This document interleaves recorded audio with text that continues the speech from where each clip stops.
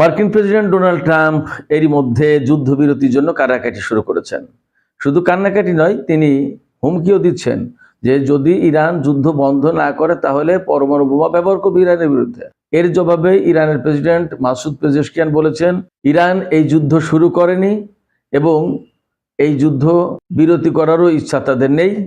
খুবই মারাত্মক তথ্য হচ্ছে, গত 7 দিনে আমেরিকার স্টক মার্কেট থেকে $2 ট্রিলিয়ন বেশি উধাও হয়ে গেছে। এছাড়া প্রতিদিন আমেরিকার অফেন্স এবং ডিফেন্সের জন্য, অর্থাৎ হামলা চালানোর জন্য এবং হামলা ঠেকানোর জন্য প্রতিদিন গড়পড়তা প্রায় $1 বিলিয়ন অর্থাৎ $100 কোটি বেশি খরচ হচ্ছে। খেয়াল করুন সুপ্রিয় দর্শক, আসসালামু আলাইকুম, আপনাদের সবাইকে স্বাগত জানাচ্ছি। এখনকার আলোচনায় আপনাদের সঙ্গে রয়েছে আমি সিরাজুল ইসলাম। দর্শক, যদি ভিডিও ভালো লাগে, আলোচনা ভালো লাগে, তাহলে লাইক কমেন্ট শেয়ার করে সাথে থাকবেন আর চ্যানেলটি সাবস্ক্রাইব করে আরও অনেকের মাঝে ছড়িয়ে দিন। সুপ্রিয় দর্শক, চলুন কথা না বাড়িয়ে মূল আলোচনায় চলে যাই। এর ভিতরে আরও দারুণ খবর আছে। গালফ স্টেট অর্থাৎ কাতার, কুয়েত এবং সংযুক্ত আরব আমিরাত আমেরিকা থেকে তাদের টোটাল ইনভেস্টমেন্ট, যত বিনিয়োগ করা অর্থ আছে তা সব ফেরত আনার চিন্তা করছে। এরই মধ্যে ইউরোপের বাজারে জেট ফুয়েল, বিমান পরিচালনা করার জন্য যে সমস্ত তেল লাগে, জ্বালানি লাগে, তার দাম 70% বেড়ে গেছে। এছাড়া এভারেজ তেলের দাম বেড়েছে প্রায় 20 থেকে 50 ভাগ। গ্যাসের দামও একইভাবে বেড়েছে এবং আগামী 1 সপ্তাহের ভেতরে এ দাম একদম আকাশ ছুঁয়ে যাবে।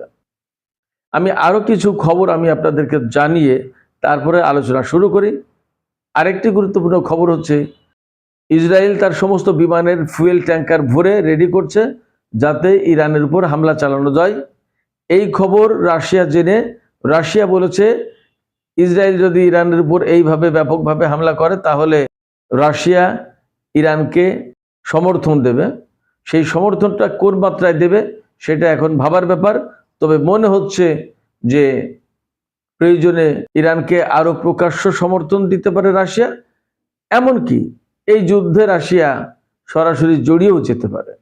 এছাড়া এতদিন চীন ইরানকে যে সমস্ত স্যাটেলাইট ইমেজ দিয়ে বা ইনফরমেশন দিয়ে হেল্প করছিল, এখন রাশিয়া পরিষ্কার করে বলেছে তারা এখন গত 2 দিন ধরে সম্ভবত ইরানকে স্যাটেলাইট ইমেজ এবং আদার ইনফরমেশন দিয়ে হেল্প করছে।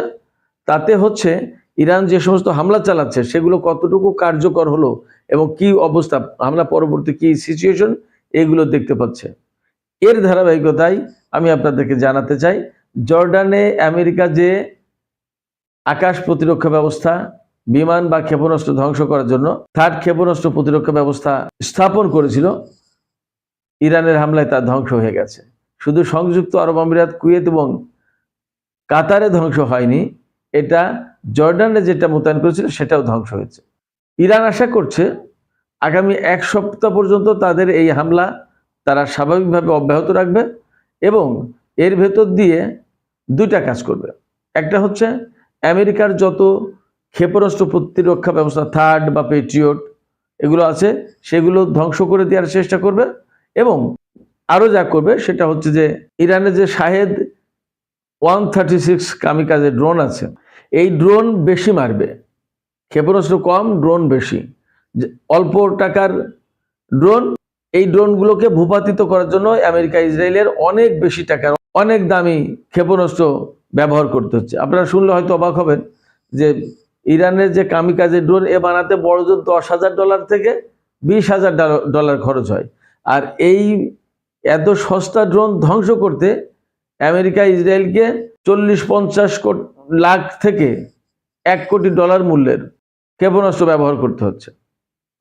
এবং খুব আশঙ্কাজনক ব্যাপার হচ্ছে, এই সস্তা ড্রোন দিয়ে কিন্তু ইরান আমেরিকার আব্রাহাম লিঙ্কন রণতরীর উপর হামলা চালিয়েছে এবং তাতে কিন্তু আগুন ধরে গেছে এবং জাহাজটি, অর্থাৎ এই যে বিমানবাহী রণতরী আব্রাহাম লিঙ্কন, সেটা ইরানের উপকূল থেকে এখন অন্তত প্রায় 1300-1400 কিলোমিটার দূরে চলে গেছে, ভারত মহাসাগরের দক্ষিণ দিকে। আরও একটা খবর আমি আপনাদেরকে জানাই, কুয়েতে সবচেয়ে বড় যে বিমান ঘাঁটি আমেরিকার আলী আল সালেম বিমান ঘাঁটি, এই বিমান ঘাঁটিতে ভয়াবহ রকমের ক্ষেপণাস্ত্র এবং ড্রোন হামলা চালিয়েছে, এই যে আত্মঘাতী কামিকাজের যে ড্রোন 136 শাহেদ 136, এই ড্রোন দিয়ে হামলা চালিয়েছে এবং মারাত্মক রকমের ক্ষয়ক্ষতি হয়েছে। বলা হচ্ছে কয়েকশো সেনা মারা গেছে সেখানে। কুয়েতের এই বিমান ঘাঁটিতে প্রায় 4000 সেনা মোতায়েন ছিল। ইরান সেখানে ক্ষেপণাস্ত্র এবং ড্রোন দিয়ে হামলা চালিয়েছে এবং হামলা সাকসেস। এর মানে দাঁড়াচ্ছে যে কুয়েতের আকাশ একদম উন্মুক্ত এখন ইরানি ক্ষেপণাস্ত্র, ড্রোন, বিমান সবকিছুর জন্য। ইরানের ড্রোন এবং ক্ষেপণাস্ত্র সে ওখান থেকে ভূপাতিত করতে পারছে না বা ফেলতে পারছে না। তাতে ইরান ইজিলি এই সমস্ত গুরুত্বপূর্ণ স্থাপনায় হামলা চালাতে পারছে। এবং বিভিন্ন সূত্র থেকে বলা হচ্ছে, বিশেষ করে এক্সে বিভিন্ন রকমের ভিডিও, ছবি টবি ঘুরে বেড়াচ্ছে যে আমেরিকার বহু সেনা মারা গেছে এবং তাদের কফিন পরিবহন বিমানে উঠানো হচ্ছে। সত্য মিথ্যা এখনই জানা যাচ্ছে না, তবে ঘটনা যে অনেক কিছু ঘটছে তা পরিষ্কার। তা না হলে এ পর্যন্ত ইরান আমেরিকার 20টির বেশি ঘাঁটিতে হামলা চালিয়েছে, আর ইসরায়েলের উপর হামলা তো চালাচ্ছেই, আমেরিকার যুদ্ধ জাহাজেও হামলা চালিয়েছে। তো এখন এই ঘাঁটিগুলো যদি ঠিক থাকতো, অক্ষত থাকতো, তাহলে ইরানকে এতক্ষণ তামা তামা করে ফেলার কথা ছিল। এই পরিস্থিতিতে ইরান আশা করছে তারা এইভাবে যুদ্ধটা আরো 1 সপ্তাহ চালিয়ে যাবে এবং তাতে আমেরিকা ও ইসরায়েলের তাদের যে ডিফেন্স সিস্টেম তার 50% ডাউন হয়ে যাবে, শেষ হয়ে যাবে, ধ্বংস হয়ে যাবে। এরপরে মোটামুটিভাবে ইসরায়েল এবং আমেরিকার যে সমস্ত ঘাঁটি বা যে এরিয়াতে আমেরিকার অবস্থান আছে সেই সব জায়গায় একদম ইজিলি বিনা বাধায় ইরান মোটামুটি বিমান হামলাও চালাতে পারে, ক্ষেপণাস্ত্র হামলা, ড্রোন হামলা তো চালাবেই। এর ভিতরে গুরুত্বপূর্ণ তথ্য হচ্ছে ইরান কিন্তু গতকাল থেকে, বৃহস্পতিবার থেকে নতুন প্রজন্মের ক্ষেপণাস্ত্র মোটামুটিভাবে বেশ বেশি মাত্রায় ব্যবহার করা শুরু করেছে। আর একটা তথ্য আমি আপনাদেরকে জানাই, ইরান প্রথম দিকে গড়পড়তা প্রতিদিন 140টা বা 150টা ক্ষেপণাস্ত্র নিক্ষেপ করত, কিন্তু এখন সেটা কমিয়ে 15-20টায় নামিয়ে এনেছে। ড্রোন হামলা বাড়িয়েছে, তার মূল কারণ হচ্ছে যে এখন তাদের হাতের পুরনো ক্ষেপণাস্ত্র টাস্ত্র হয়তো অনেক শেষ হয়ে যাচ্ছে। এখন নতুন প্রজন্মের ক্ষেপণাস্ত্র তা ব্যবহার করতে চাইছে না, এই কারণে যে তা ব্যবহার করলে হয়তো ইন্টারসেপ্ট করবে বা আরও কিছু ক্ষয়ক্ষতি হতে পারে। তার চেয়ে ড্রোন দিয়ে হামলা করবে, হামলা সফলও হচ্ছে। আবার ড্রোন ভূপাতিত, অনেক ড্রোন তো ভূপাতিত করতে তাদের ইন্টারসেপ্টর শেষ হয়ে যাবে ধীরে ধীরে। তখন ইরান ইজিলি বড় এবং নতুন প্রজন্মের হেভি ক্ষেপণাস্ত্রগুলো ব্যবহার করে শত্রুপক্ষকে একেবারে ঘায়েল করতে পারবে। পরিস্থিতি যেখানে যাচ্ছে তাতে আমেরিকা এবং অত্র অঞ্চলের অর্থনীতি মারাত্মকভাবে ঝুঁকির মুখে পড়ছে। অর্থনীতির কথা একটু পরে আসছি, আর একটা তথ্য আমি আপনাদেরকে দিই। আমি একটু আগেই বলেছি আমেরিকার অফেন্স এবং ডিফেন্সের জন্য, অর্থাৎ হামলা করার জন্য এবং হামলা ঠেকানোর জন্য প্রায় প্রতিদিন $1 বিলিয়ন বা $100 কোটি খরচ হয়ে যাচ্ছে।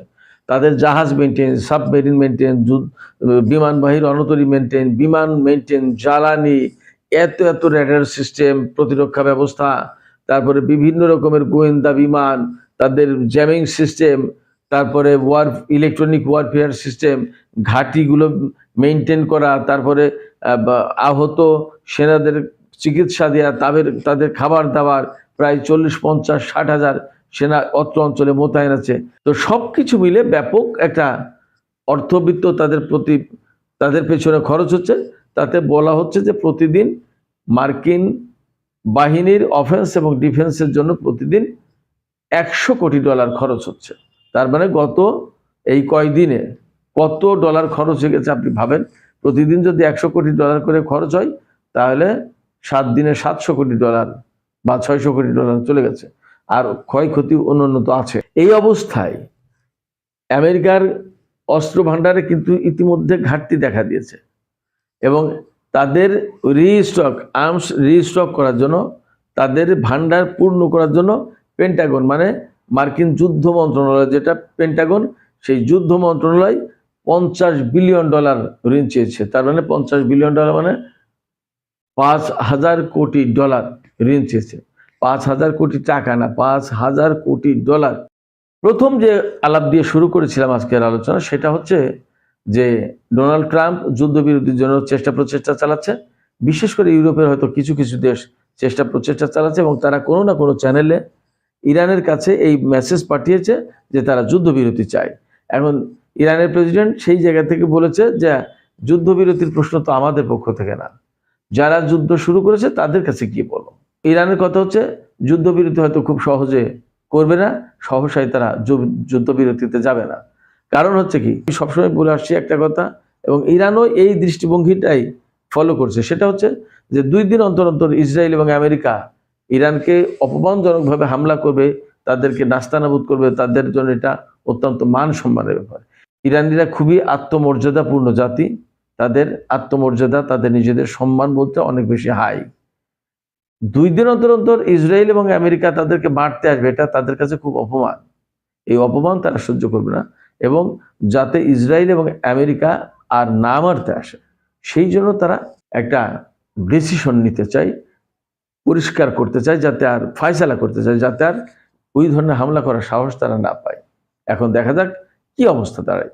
এদিকে মার্কিন প্রেসিডেন্ট ডোনাল্ড ট্রাম্প তো বলেছেন, ইরান যদি যুদ্ধ বন্ধ না করে তাহলে তিনি পরমাণু বোমা ব্যবহার করবে ইরানের বিরুদ্ধে। আমি বলি, ডোনাল্ড ট্রাম্প যে কথা বলেছে অসম্ভব কিছু না, তার পক্ষে সবই সম্ভব, তার পক্ষে সবই সম্ভব। কিন্তু বিষয়টা এই পর্যায়ে গেলে তৃতীয় বিশ্বযুদ্ধ অনিবার্য। এবং যতদূর খবর পাওয়া যাচ্ছে, ইরান বলেছে সম্ভবত যে তারা পরমাণু কর্মকাণ্ড আরো বাড়িয়েছে, অর্থাৎ যে পরিমাণে, যে মাত্রায় ইউরেনিয়াম সমৃদ্ধ করা হচ্ছিল তার মাত্রা বা পরিমাণ বাড়িয়েছে, এবং এর ভেতরেই এখন বাদ বাকিটা মনে হয় আমরা বুঝে নিতে পারি যে ইরানের এই তৎপরতার মানে কি। সবশেষে একটি আলোচনা আসে অর্থনৈতিক দিকগুলো নিয়ে। হরমুজ প্রণালী বন্ধ হয়ে যাওয়ার কারণে সারা বিশ্বের তেল এবং গ্যাসের মারাত্মক রকমের একটা চাপ পড়েছে। অবশ্য রাশিয়া বলেছে তারা ইউরোপে গ্যাস, তেল এগুলো দেয়া বন্ধ করে দিয়ে এশিয়ার দিকে দেবে। সংকটে যেহেতু এশিয়ার দিকে দেবে, তার মানে ইউরোপের এগেনস্টে শক্তভাবে অবস্থান নিতে যাচ্ছে রাশিয়া। এবং রাশিয়া নিজেকে কিন্তু মূলত এশিয়ার বড় পার্ট মনে করে। ইউরোপ তাকে তো সেভাবে মূল্যায়ন করে না, ফলে এশিয়ার সাথেই তার সম্পর্কটা গড়ে তোলার চেষ্টা করছে। এবং এশিয়ার প্রধান তার মিত্র ইরান, রাশিয়া, উত্তর কোরিয়া, ভারত, এসব দেশ হলো তার খুবই গুরুত্বপূর্ণ মিত্র। এবং আরব দেশগুলো যে কথা বলছে যে আমেরিকা থেকে তাদের বিনিয়োগ প্রত্যাহার করে আনবে, এই কথাগুলো খুব গুরুত্ব বহন করে। রাশিয়া এশিয়াকে তার গ্যাস, তেলের সাপ্লাই দেবে, তার মানে এশিয়া যাতে কষ্টে না পড়ে, এশিয়ার লোকজনের পাশে দাঁড়ানোর চেষ্টা করছে রাশিয়া। বিষয়টা খেয়াল রাখা দরকার। আমি মনে করি যে বাংলাদেশ সরকারও বিষয়টা আলাদাভাবে গুরুত্ব দিতে পারে, বিষয়টা নিয়ে কাজ করতে পারে। আর হরমুজ প্রণালী বন্ধ হয়ে যাওয়ার কারণে শুধুমাত্র ইরান বলেছে যে চীনের জাহাজ এদিক দিয়ে চলাচল করতে পারবে, আর কারো জাহাজ চলতে পারবে না। এবং এরই মধ্যে আমেরিকার একটি তেলবাহী জাহাজে ইরান হামলা চালিয়েছে এবং সেই জাহাজ জ্বলছে। তো হরমুজ প্রণালী বন্ধ হয়ে যাওয়ার কারণে যে সারা বিশ্বে যে অর্থনৈতিক সংকট, তেলের দাম, গ্যাসের দাম বেড়ে যাচ্ছে, আদার আদার পণ্য চলাচল করছে না। এমনকি আমাদের বাংলাদেশ থেকে যে মধ্যপ্রাচ্যের দেশগুলোতে যে সবজি যেত বাংলাদেশিদের জন্য, সেই সবজিও যেতে পারছে না, বিকজ বিমান চলাচল বন্ধ। তার মানে সেই পুরো বিশ্বের অর্থনীতি মারাত্মকভাবে কলাপস করেছে। আমি বহুদিন আগে থেকে বলে আসছি, মধ্যপ্রাচ্য হচ্ছে বিশ্ব রাজনীতির কেন্দ্রবিন্দু, আর ইরান হচ্ছে মধ্যপ্রাচ্যের কেন্দ্রবিন্দু। কার্যত ইরান হচ্ছে টোটাল বিশ্বের রাজনীতির, অর্থনীতির কেন্দ্রবিন্দু। ইরানকে মাইনাস করে কোনো কিছু করা যাবে না। বাট ফ্যাক্ট হচ্ছে আমেরিকা এটা বুঝতে পারেনি, ইসরায়েল তাকে বুঝতে দেয়নি। এবং বুঝবেই কি করে, ইসরায়েল যেহেতু আমেরিকার নিজের সৃষ্টি করা, ফলে ইসরায়েলের বাইরে আমেরিকাকে যাওয়ার কোনো পথ নেই, উপায় নেই। তো যাই হোক, সুপ্রিয় দর্শক, যে পরিস্থিতি, তাতে সারা বিশ্বে অর্থনৈতিক হাহাকার লেগে যাচ্ছে, মারাত্মক সংকট তৈরি হবে। এই যুদ্ধ যদি আর 1 মাস বা 1 সপ্তাহ চলে, দেখবেন আমাদের দেশের পরিস্থিতি কোথায় যায় এবং সারা বিশ্বের অর্থনৈতিক কতটা ক্রাইসিসে পড়ে। সেক্ষেত্রে আমাদের এখনই বিশেষ ভূমিকা নেওয়া উচিত। আমাদের আলাদা করে তেল গ্যাসের সরবরাহ নিশ্চিত করার জন্য চিন্তা করা উচিত। এক্ষেত্রে রাশিয়ার দিকে আমার মনে হয় কূটনীতির হাত বাড়ানো দরকার। সুপ্রিয় দর্শক, এখনকার আলোচনা শেষ করব।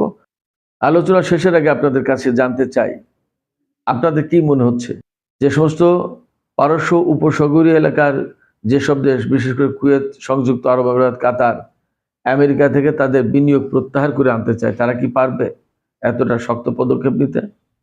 আপনাদের কি মনে হয় যে আরও এক সপ্তাহ যদি এইভাবে যুদ্ধ চলে তাহলে সারা বিশ্বের অর্থনীতির সাথে বাংলাদেশের অর্থনীতি বেশ টালমাটাল হয়ে উঠবে। কি ভাবছেন আপনারা? কমেন্টে জানাতে পারেন। আর ভিডিও ভালো লাগলে লাইক, কমেন্ট, শেয়ার করবেন এবং প্লিজ সাবস্ক্রাইব করে চ্যানেলটি সাথেই থাকুন। আপনাদের সবাইকে অনেক অনেক ধন্যবাদ। আল্লাহ হাফেজ।